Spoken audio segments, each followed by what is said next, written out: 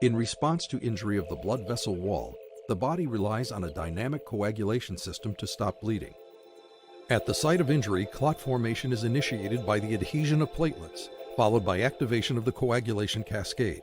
Clotting factors bind to the surface of platelets, leading to thrombin production, which enhances activation and aggregation of platelets.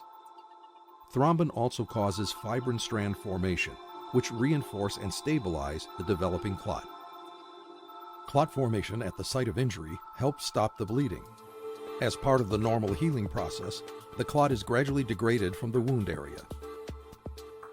Patients suffering from hemophilia lack either clotting factor 8, hemophilia A, or clotting factor 9, hemophilia B, and the normal blood clotting process is impaired. Thrombin generation is slow and in insufficient amounts, which affects clot formation and the ability to stop bleeding. If thrombin production is severely deficient, the patient is at risk for bleeding even without injury. A hallmark morbidity of hemophilia is bleeding in the joints, which can lead to arthritis, degenerative changes, and other complications. Bleeding can be life-threatening if it occurs in the central nervous system, gastrointestinal system, or if it's associated with significant trauma. Hemophilia is a manageable disorder, and bleeds can be stopped with therapy. To prevent long-term complications, prophylactic hemophilia treatment should be initiated at an early age.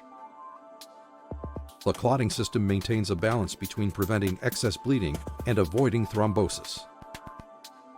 To accomplish equilibrium, the coagulation cascade balances cofactors, receptors, and inhibitors.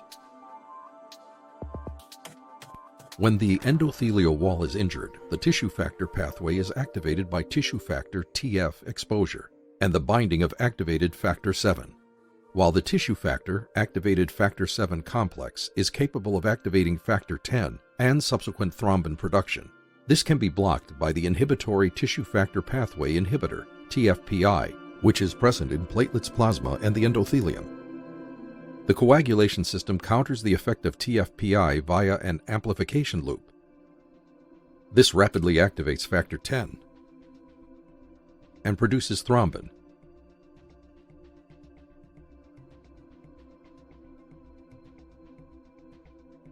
In hemophilia, this amplification loop is inadequate due to the deficient factor 8 or 9 and the inhibitory effects of TFPI.